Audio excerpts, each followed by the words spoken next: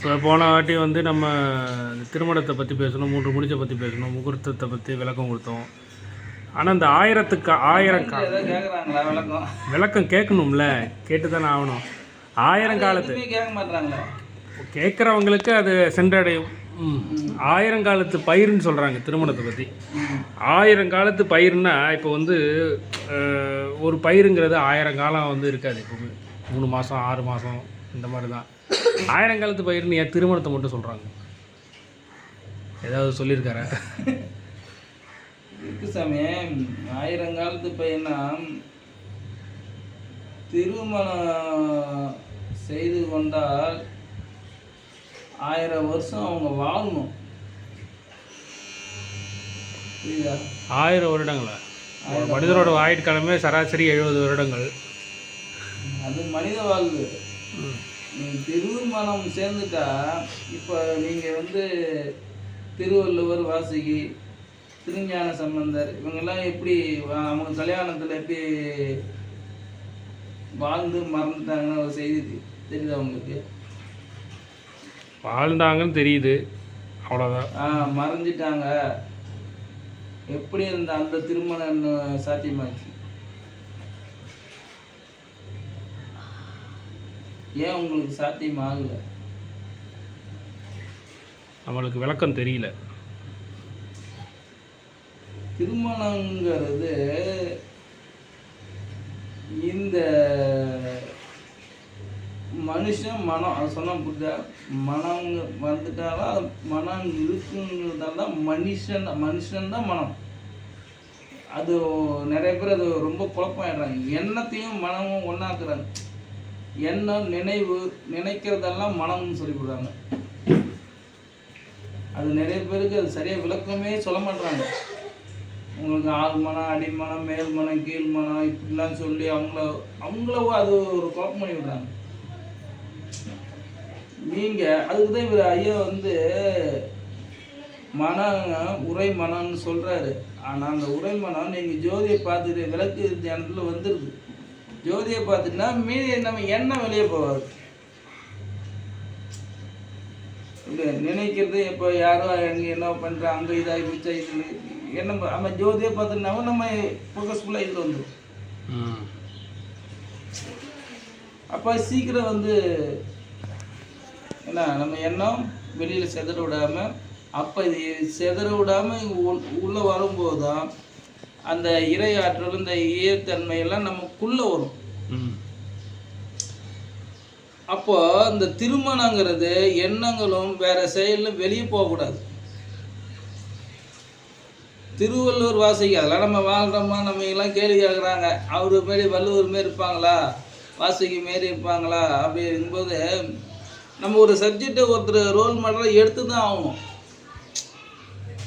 அவங்க எப்படி இருந்தாங்க அவங்க காலகட்டத்தில், அந்த எப்படி அந்த திருமணம் போயிடுச்சு அப்படின்னு ஒருத்தர் ரோல் மாடலாக எடுக்கணும். ஆன்மீகம்னு போனால் வள்ளலாரை ரோல் மாடலாக எடுத்து தான் போகணும். வள்ளலாரை வந்து காப்பாற்றுறாங்க அப்புறம் சப்ஜெக்ட்லாம் வைக்கக்கூடாது. அவர் ரோல் மாடல் எடுத்துகிட்டு அவர் என்னென்ன பண்ணாரு போகணும். பணக்காரனானா எவன் பணக்காரனானா அவனை என் ரோல் மாடல் வச்சுக்கிட்டு போகணும்.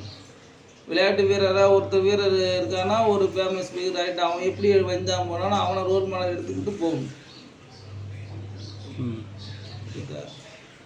வள்ளலாறு அவர் ஒருத்தர் எடுக்கிறாரு, மாணிக்க வாசகர் எடுக்கிறாரு, திருவள்ளுவர் அவங்கள ரோல் மாடல். அவர் எப்படி மாணிக்க வாசகர் வாழ்ந்தார் எப்படி அது மாரி தான் அவர் ரோல் மாடல் வச்சு தான் மேலே போகிறாரு. இப்போ திருமணங்கிறது இந்த மனங்கிறது வெளியே செல்லக்கூடாது. இது அவங்களுக்கு வெளியே செல்லாமல் இருக்கிறதுக்கு இப்போது அந்த எண்ணத்தை பொண்ணு காம ஆசை இச்சை வெளியே போயிடுது. அதை சேர்த்து வச்சுட்டு அந்த எண்ணம் ஒரு இடத்துல குவிக்கப்படும். இந்த 2 எண்ணங்கள் ஒரே இடத்துல குவிச்சா என்ன ஆகும்? வெளியே போகிறதெல்லாம் ஒன்றா குவிச்சா என்ன ஆகும்? ஒரே ஆற்றல் பெருகும்.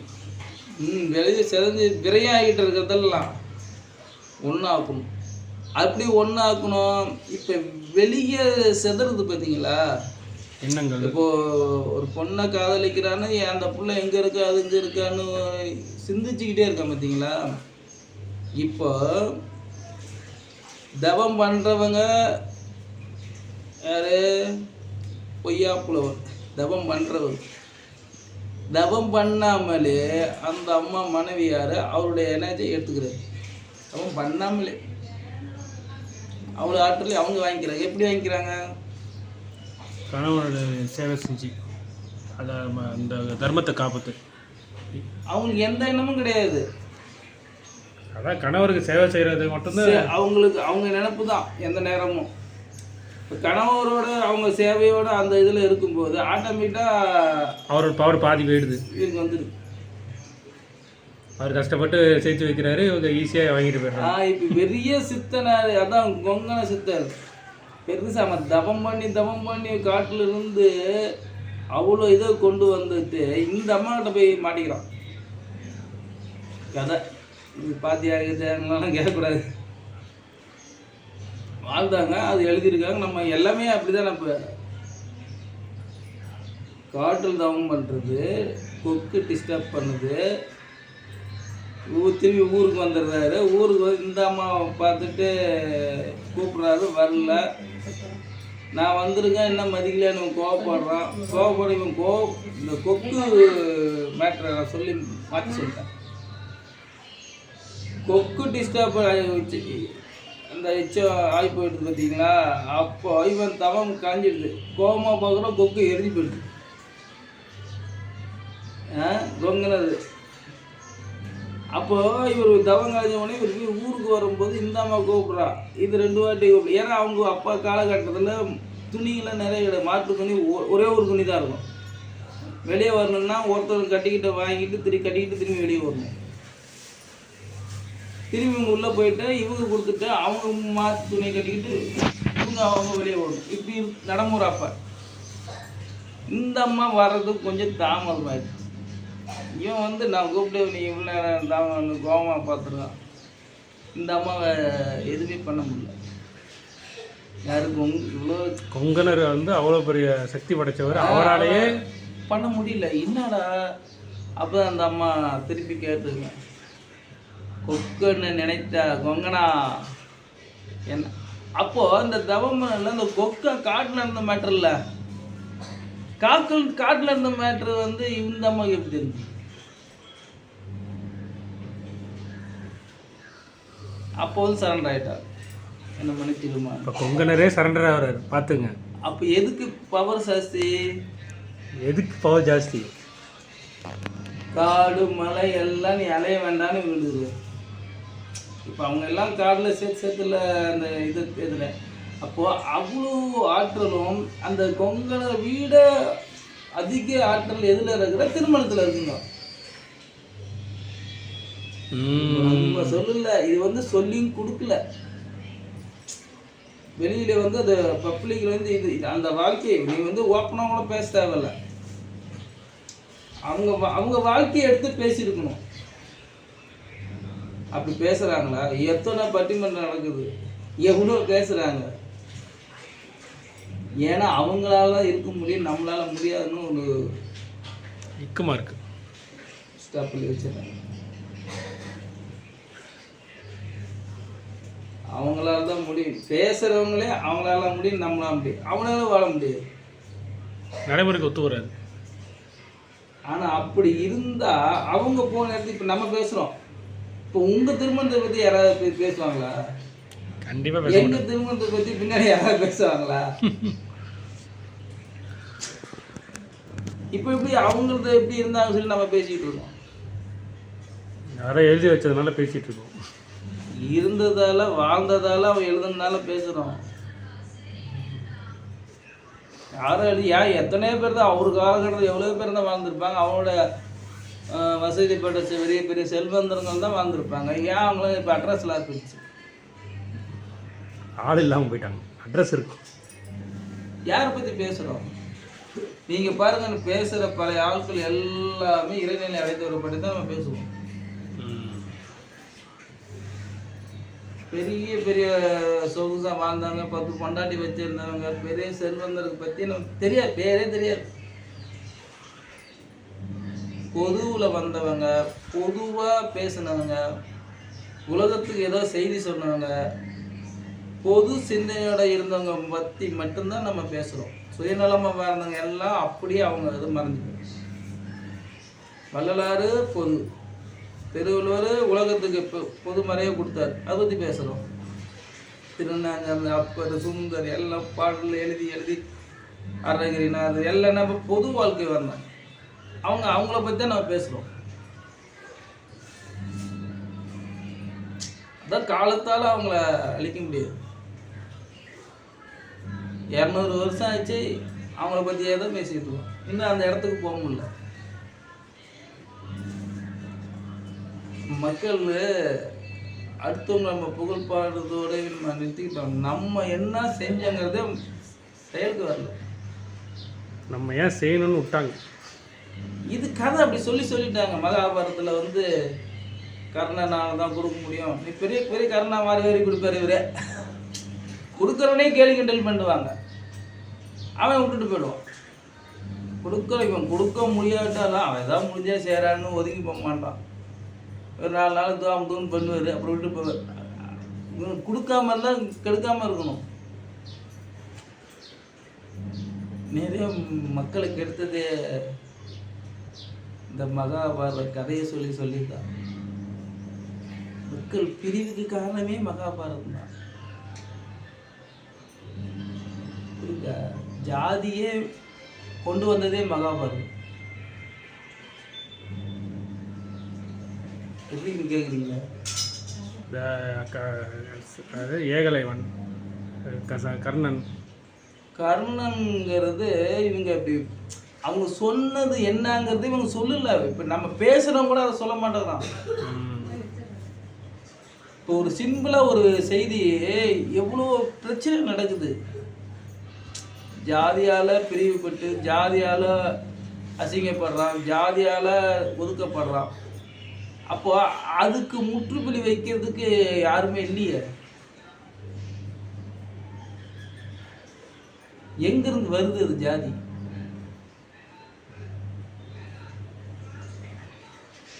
குரத்தி. இது சிம்பிளா அவங்க உங்க புரியறதுக்காக சொல்றேன். குரத்தின்னு சொல்லிட்டாங்க. இப்போ இந்த குரத்தின்னா என்னன்னு இப்போ சொல்லல.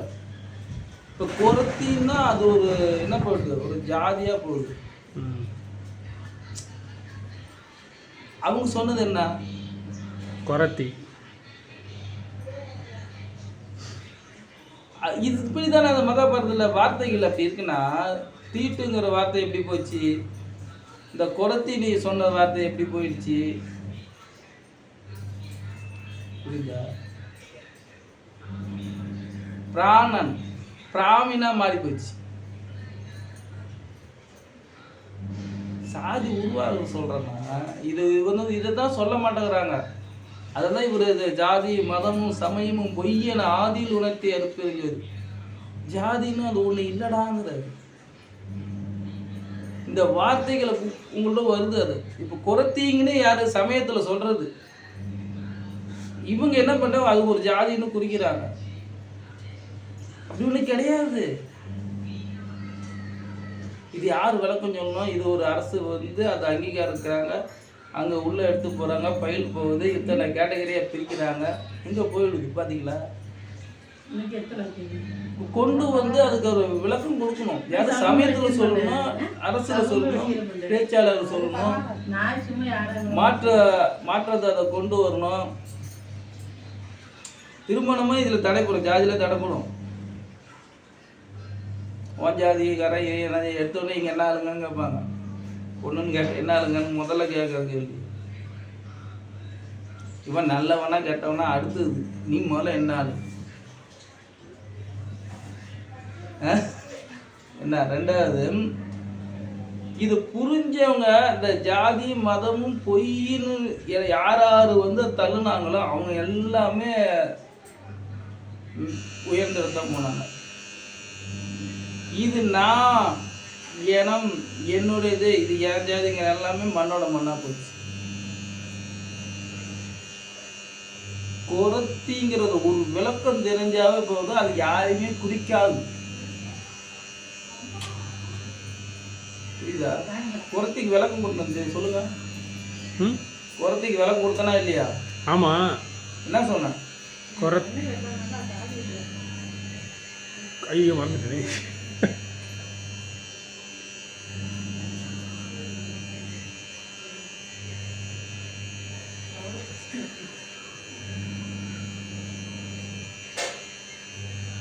என்ன சாமி எப்படி இருக்கீங்க?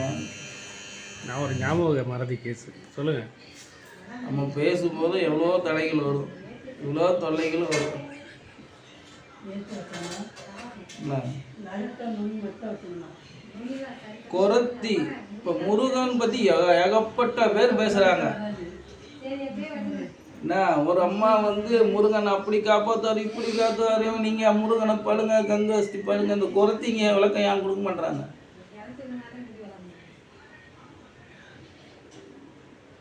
சொல்லு தம்பி, வேணையே பார்த்துக்கிட்டு இருந்தேன். குரத்தி எந்த பக்கம் இருக்கு? இடது பக்கம். இடதா? வலது பக்கம் தெய்வ யானையில் இருக்கும். நீங்களே முடிவு பண்ணிக்கிங்க. அதான் அவனுக்கு கொடுத்தது சரி. ம் நீங்கள் நினைக்கிறது அதை எடுத்துக்கிட்டு இருந்தால் தப்பாக போகுது.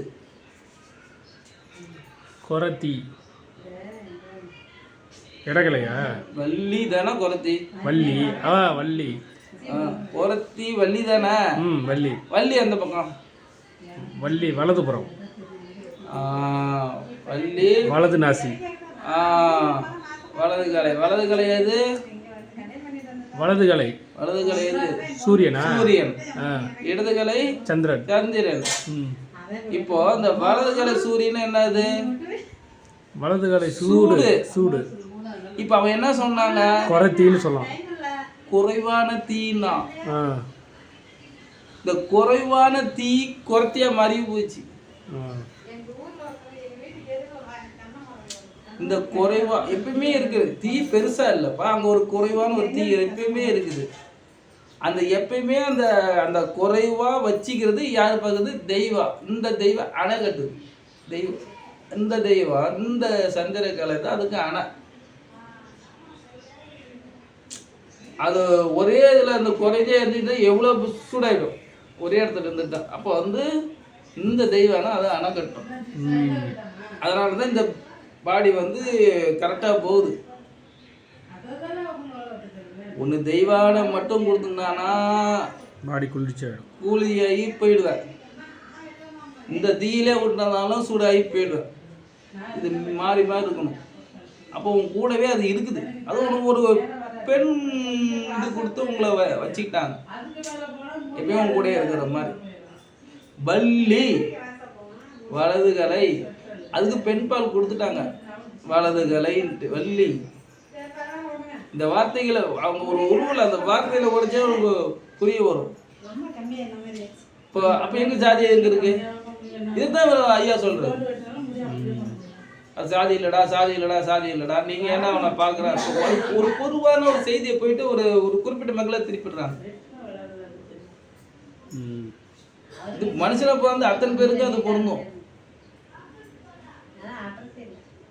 இப்போ நீ இல்லை நான் இல்லைன்னு இப்போ நம்ம பிரிக்கிறோம். இன்னும் கேள்வி கேட்காம அப்படியே பார்த்துருந்தா எப்படி சாமி?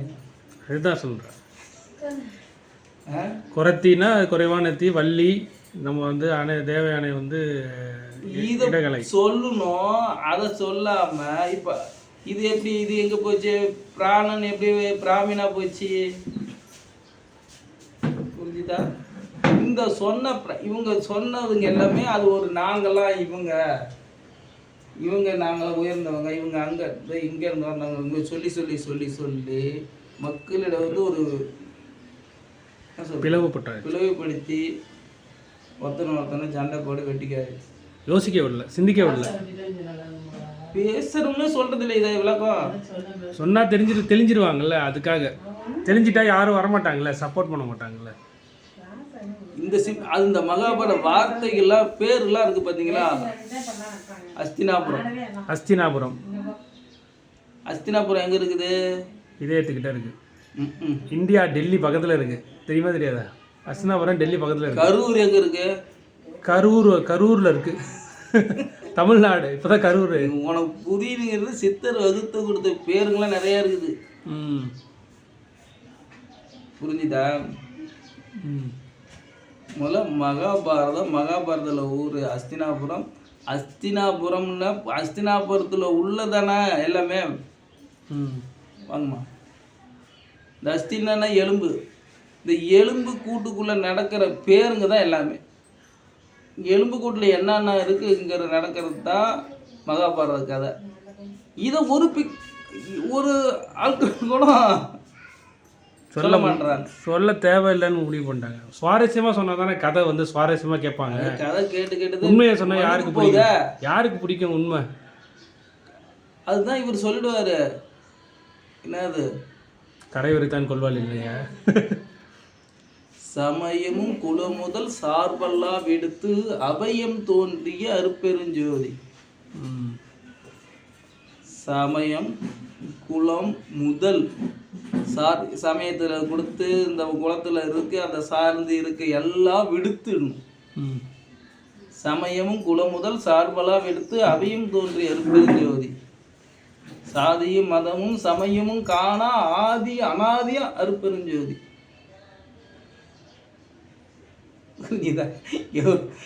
ஆனால் எவ்வளோ பேர் சொல்கிறோம், அதுக்குள்ளே அவங்க கட்டுப்பட்டக்குள்ளே நின்றுடுறாங்க. அவங்க அதுக்கு மேலே முயற்சி எடுக்க மாட்டாங்க. இப்போ திருமணம் ஏன் திருப்பதி இப்போ அவங்களே போகுது. இது திருமணம் என்னன்னு தெரியாமல அங்கே அவங்களே கட்டிக்கிறாங்க. உண்மையே தெரியாமல் இவங்க வந்து இதுதான் உண்மை அப்படின்னு நினச்சிட்டு அவங்க ஒரு வழி எங்கே போகணும் திருமணம்? ஆயிரங்காலத்து பயிராக போகணும். ஆயிரங்காலத்து பயிருங்கிறது உயிர். இந்த உயிருங்கிற விஷயத்தில் ஐயா கிட்ட தான் அது விளக்கம் கிடைக்கும். பயிருன்னு சொல்லிட்டார் இல்லையா? இந்த பயிருன்னா எங்கே இருக்குது? மனுமுறை கண்ட வாசகத்தில் அந்த பாட்டில் பார்த்தீங்கன்னா, நல்லோர் மனதை நடுங்கு, அதில் வந்து ஒரு வரி வரும் பாருங்க. பகை கொண்டு அயலோர் பயிரை அறுத்தேனோ அப்படி வரும். பகை கொண்டு அயலார் பயிரை அறுத்தேனா. அப்போ அதை பகை கொண்டுங்கும் பொழுது அது உயிர் தானே வருது. அப்போ இவங்க எதை சொன்னார்? எதை வாடிய பயிருன்னு சொன்னார்? உயிரை சொன்னார். அவருக்கு மட்டும்தான் தெரியும் நீங்கள் எவ்வளோ நாள் இருக்க போகிறீங்கன்ட்டு. அந்த பயிர் எப்படி பிரகாசமாயிருதா டிம் ஆயிருதான்னு இவருக்கு தெரியும். இந்த பயிரை சொன்னார் அவரு. உயிர் தான், நம்மளோட உயிர் தான். இவங்கெல்லாம் என்னாச்சு, நம்ம அந்த 3 மாசத்துல இருக்க வாடிய பயிரை கண்ட போதெல்லாம் வாடின்னு இந்த பயிரை எடுத்துக்கிட்டாங்க. இந்த இதை சொல்றதுக்கு ராமசாமி வரணும் வெளியே உலகத்தை விட்டு எல்லாத்தையும் எடுத்துக்கிட்டு. நம்ம பார்த்தாலே தெரியுது வாடிய பயிர் என்ன அதுக்கெல்லாம் வரல. இப்போ இந்த ஜீவனை எப்படி காப்பாற்றுறது? இவ்வளோ நாள் தான் இந்த ஜீவன் இருக்கும். இதுக்கே தெரியாமல் இது இருக்கு வந்து உட்காந்துருக்கு. இவருக்கு என்ன ஆகும்? நமக்கு போய் தெரிஞ்சு போயிடுச்சு இது இவ்வளோ நாள் தான் இருக்க போதுன்னு நமக்கு தான் ஃபீலிங்கும். இது தெரியாமலே உட்காந்துருக்க. நம்ம ஒரு 10, 20, 30 வருஷம் நம்ம எப்படி இருப்போம்னு நினச்சிக்கிட்டு வந்து உட்காந்துருக்கு. அதுதான் அந்த பயிர் வாடி போகிறதெல்லாம் கண்டு வாடிய பயிரெல்லாம் கண்ட போதெல்லாம் வாடினேன். அதுக்கு தான் நிறைய இடத்த சொல்ற, நான் அடைய சுகதனை நீதான் அடைதல் குறித்தே. இது என்ன ட்ரிக்ஸுக்குன்னா, சாப்பிட்ட இலைய நீ தான் எடுக்கணும். நீ செஞ்ச எல்லாமே நீ தான் பண்ணணும். நீ என்னென்ன வினை செஞ்ச எல்லாத்தையும் நீ தான் கிளியர் பண்ணணும். கிளியர் பண்ணாதான் மேலே இடம். புரியுதா புரியலையா? புரியுது. இது யாரும் உங்களுக்கு வந்து லிங்க் பண்ண மாட்டாங்க, காப்பாற்ற மாட்டாங்க. இடத்துல வீழ்ந்துட்டப்பா நீ தான்பா நீச்சல் அடிச்சு படி ஏறணும். யாரும் வரமாட்டாங்கப்பா. அவரே சொல்லிட்டு இப்படி கற்றுக்கிட்டுக்க, இப்படி பண்ணுன்னா இந்த படியில் ஏறிடலாம். அப்போ எங்க தர்மம் முதல்ல வைக்கிறார். தர்மம் செய், தர்ம படியில் ஏறி அதுவே எல்லா படியும் தூக்கிட்டு போகும். புரியுதா புரியல? தர்மம் செய், அது ஆதிலேருந்தே இருக்குது. நம்ம செய்யறது கிடையாது. தர்மம் செஞ்சாதான் அது அடுத்த ஸ்டெப்புக்கே கொண்டு. தர்மம் அதை பிரிங்க. தர்மம் தர்மம் தர்மம் செய்யணும், அதுக்கும் திருமணம் தேவை. பேச்சுலராக செய்ய முடியாது, திருமணத்துக்குள்ள அது இருக்குது. இந்த திருமணமும் தர்மமும் உனக்கு சக்ஸஸ் ஆயிடுச்சுன்னா ஆட்டோமேட்டிக்காக அந்த படியை மாற்றிட்டு போயிடும். நீ யாரும் தேவையில்ல. தர்மத்தை பிரிங்க, தர்மத்தை பிரிசாமி. எனக்கு தெரியல, பிரிக்க தெரியல, நீங்களே பிரிச்சிருங்க. நீங்கள் பிரிங்க தர்மத்தை.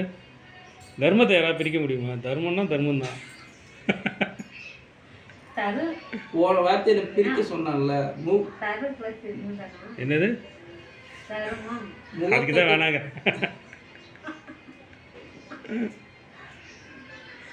முகூர்த்த பிரிச்சிங்களா இல்லையா? 3 வார்த்தை கிடைச்சதா? முக்கு 3 வார்த்தை கிடைச்சது இல்லையா? தர்மத்தை பிரிங்க. வார்த்தை வருதா இல்லையா? தரும் இம் மம். நான் தெரியலையே, வரலையே வார்த்தை, எனக்கு வரல. உங்களுக்கு வருதுன்னு தான் சொல்லுங்கள். தரும் அம்பலம். தரும் அம்பலம். எது அம்பலம், எது புரியுதா? நீ தர்மம்ங்கிறது வார்த்தைக்குள்ளேயே முடிஞ்சு போச்சு. தர்மத்தை நீ கையில் எடுத்துட்டா அது தந்துடும் அம்பலத்தை. தரும் தரு தனியாக போயிடுங்க, அம்பலத்தை பிரிங்க, அம்மன் தனியாக வரும், தரும்னு வருங்க. தரும் அம்பலம் அது கொடுத்துரும், தர்மம் தான் கொடுக்கும் உனக்கு. இப்போ இத்தனை பேர் இருக்கும்போது என்னது கர்வனை யாரு கொல்ற? தர்மம் எப்படி காப்பாத்துது? தர்மம் தானே காப்பாத்துது. அவனை கொல்ல முடியலப்பா. கதையை திருப்பி உங்களுக்கு சொல்லணும், அவனை கொல்ல முடியல. ஆமாம், அம்பு எல்லாம் பூமாலையே உண்டு. காப்பாத்துது, தர்மம் தானே காப்பாத்துது. காப்பாத்துற யாருக்கும் ஹெல்ப் பண்ணல. இப்போ நீங்களா நினச்சிக்கிட்டுங்க இவங்கெல்லாம் காப்பாற்றுன்னு நீங்கள் நினச்சிட்டு இருக்கீங்களா? கர்ணனை ஏன் காப்பாற்ற வரல? அவங்கள காப்பாற்றிக்க முடியல. தர்மம் தான் அவனை காப்பாற்றுது. நீ எந்த அளவுக்கு தர்ம செயல் இருக்கோ அது உங்களை காப்பாற்றும். நீ எந்த அளவுக்கு அநியாய செயல் இருக்கோ அதுவே உங்களை கொண்டுடும். 2 கைத்தியும் உங்ககிட்டே தான் இருக்கு. நீ எப்படி வெற்றியோ அதை வெட்டிக்கும். நம்மகிட்டே தான் இருக்கு. இன்னைக்கு செய்யனாலும் செய்யலாம், வேணானாலும் போகணும். சரியா? நம்மகிட்டே தான் இருக்குது. இன்னைக்கு நடக்கணும்னு நடக்கும், நடக்கலைன்னா அவ்வளோதான். நடக்கல அவ்வளோதான். அதோட பயன் வந்து என்னவோ அது கிடைக்கும், அவ்வளோதான். எல்லாமே நம்மகிட்ட தான். ஏன் முழு சுதந்திரம் உங்கள்கிட்ட கொடுத்துட்டான்ட்டு புரிஞ்சுதான் புரியல. இப்போ திருமண வாழ்க்கைக்கு வாங்க, வந்துட்டேன்.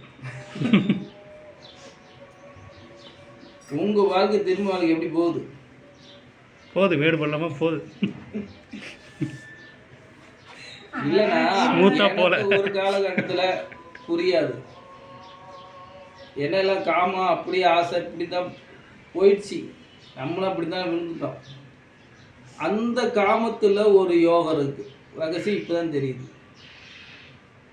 திருமணம் அதுக்காக புள்ள பெத்துக்காக இல்லடாங்கிற விஷயம் இப்போ தான் தெரியுது.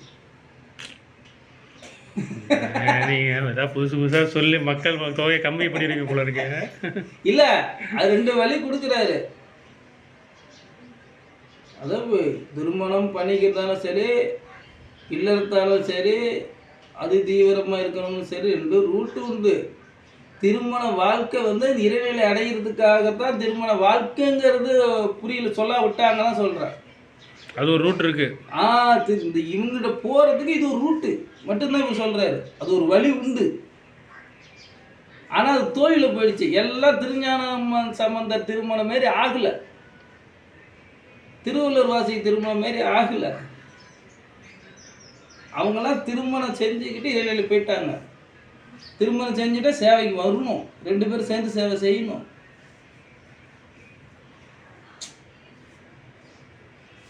அப்படி யாரும் வெளியே வர்றது இல்லையே. இப்போ தோல்வி தானே போயிடுச்சு. கல்யாணம் 4 சோத்துக்குள்ளே முடிஞ்சு போயிடுச்சு. இப்போ அவங்களுக்குள்ளே சேவை செய்கிறதே ஒத்துக்கிறாங்க. அதுவே பெரிய என்ன திருமணங்கிறது பொதுவாக வந்து 11 படியிலே இருக்கணும். கல்யாணம் ஒருத்தன் பண்ணிட்டான்னா 11 மாறி மாறி மாறி அவன் சேவை செஞ்சுட்டே இருக்கணும். முதல்ல வீட்டுக்கு செய்யணும், அப்புறம் பிள்ளைக்கு செய்யணும், அப்புறம் அதெல்லாம் வந்து முடிஞ்சதுக்கு அப்புறம் தெருவுக்கு வந்துடணும். ஊருக்கு கடைசியில் வந்துடுவோம். சரி சரி. இல்லை இது 2 பேருக்கும் சொல்கிறாங்க. இவ வந்து வெளியே போய் சேவை செய்ய, வீட்டுக்கு யார் வந்து கேட்டால் இல்லை எல்லாம் பொண்டாடி செய்யணும். அதாவது 2 பேரும் ஒத்து ஒரே சேவை செய்யணும், செய்யணும், தர்மம் செய்யணும். செஞ்சுட்டா இவங்க எல்லாம் வள்ளுவர் சொன்ன மாதிரி தெய்வத்தில் வானுலகத்தில் தெய்வத்தில் வைக்கப்படும். இது எப்படி இருந்து வாழ்ந்தாங்க அவங்க தெய்வத்தில் வச்சுட்டு ஆட்டோமேட்டிக் போயிடும். அவர் டிக்கே வந்து வைக்கிறாரு பாரு, உன்னை யார் வந்து காப்பாற்றுவாங்க, இந்த சாமியை கும்பிட்டு அந்த சாமியை கும்பிட்டு உன்னை காப்பாற்றுன்னு அவரை வள்ளுவர் சொல்லவே இல்லை. இப்படி தர்மத்தோட 2 பேரும் வாழ்ந்தீங்கன்னா அவங்க வானோகுலத்தில் தெய்வத்தில் வைக்கப்படும் முடிச்சிட்டாரு. அப்போ இந்த வாழ்க்கையை தான் குறிப்பிடுறாங்க. நீ எப்படி செயல தான் எல்லாத்தையும் மாற்றுறாங்க. திருமண வாழ்க்கை எதுக்கூட ஒப்பிடுறாங்க. 1000 பிள்ளைய பெற்று படிக்க வச்சு அவங்க பண்ணுறதான் வேலை அப்படிங்கிற மாதிரி இப்போ காலம் போயிடுச்சு. இந்த சேவை செஞ்சு அவன்கிட்ட போகணுங்கிறத மறைச்சிட்டாங்க.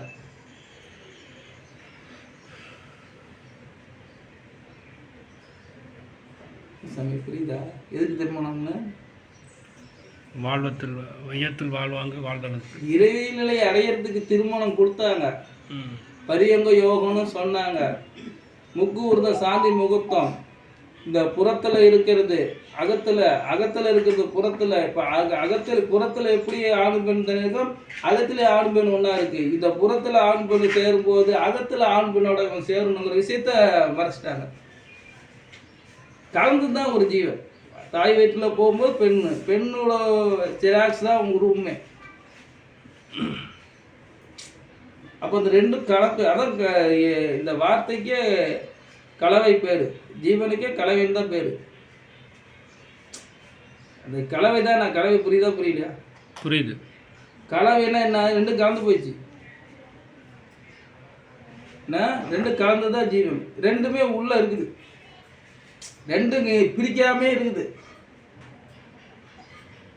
தோற்றத்தில் வந்து இருக்கலாம், ரோமங்கள் அந்த இடத்துல மாற்றப்படலாம். அது வந்து பிறக்கும்போது அந்த இதெல்லாம் இல்லைன்னா 2 பேரும் ஒரே மாதிரி தான் இருக்கும். மஞ்சள் கிஞ்செல்லாம் போடலன்னா சேம் எல்லாம் ஒரே மாதிரி இருக்கும். கொஞ்சம் பாவனை மாறும், அவ்வளோதான்.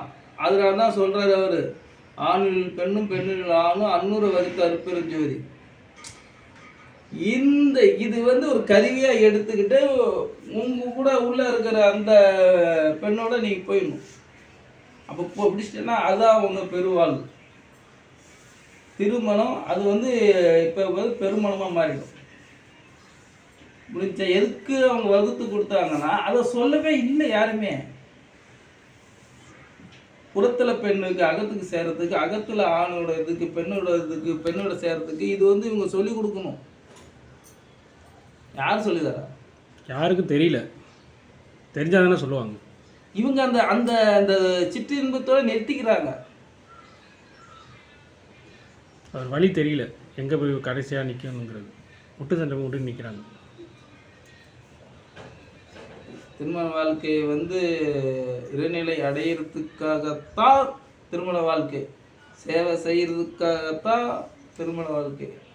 ஆனால் அதை விட்டுட்டு சுயநலமாக எல்லாமே வாழ்கிறாங்க. பொதுவில் யாருமே வரதே இல்லை. ஏன்னா எனக்கே முடியலன்னு இந்த பொது சிந்தனை வரும்போது தான் அவன் வந்து வெளியில் வரான். அதுதான் பெரிய வாழ்வு, அதுதான் நீண்ட வாழ்வு. வள்ளுவர் சொன்ன மலமிசை ஏகின மானடி சேர்ந்த இளமைசை நீடுவார் வாழ்வே தர்மம்தான், சேவை தான். தர்மத்துக்காகவும் சேவைக்காகவும் தான் திருமணம். இளைஞரை அடையிறதுக்காக ஒரு ரூட்டு திருமணம். என்னுடைய வார்த்தை நீங்கள் சரியாக கவனிச்சிங்கன்னா, புரிஞ்சுக்கிட்டீங்கன்னா, நீங்கள் எந்த யோகமே கற்றுக்க தேவையில்லை. திருமண வாழ்க்கை ஒரு யோகம் தான் சொல்கிற, தெளிவாக சொல்கிற. ஆனால் அந்த வழி தெரியல.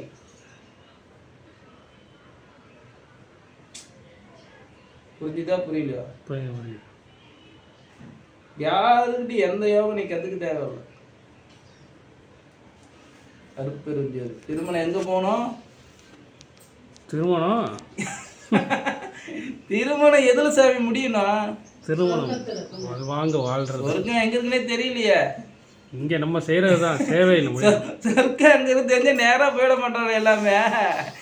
நம்ம வாழ்றது தானே. இங்கே சொல்லிட்டு தான் இருக்குல்ல சொர்க்க, யாருக்கு தெரியும்? யாவும் போயிட்டு வந்த ஒருத்தன் சொல்லுங்க சொர்க்கத்துக்கு. சொர்க்கத்துக்கு வழி தெரிஞ்சவங்க நேராக போயிட பண்ணுறாரும் போனான். எந்த பஸ்ஸு போகுதுன்னு கேட்பான் அடுத்தது. இவங்க ஆகும்னா சொர்க்கம் நரகம், நீங்கள் இங்கே போங்க சொர்க்கத்துக்கு போங்க. இவங்க எவனோ இவர் 10 வாட்டி போயிட்டு வந்த மாரி சொல்கிறாங்க சொர்க்கத்துக்கு போயிடலாம், நேராக டைரெக்டாக அவங்க வச்சுருக்காங்க, ஒரு பஸ் வச்சுட்டாங்க. இந்த பஸ்ஸில் ஏறினா நேராக அங்கே தான்.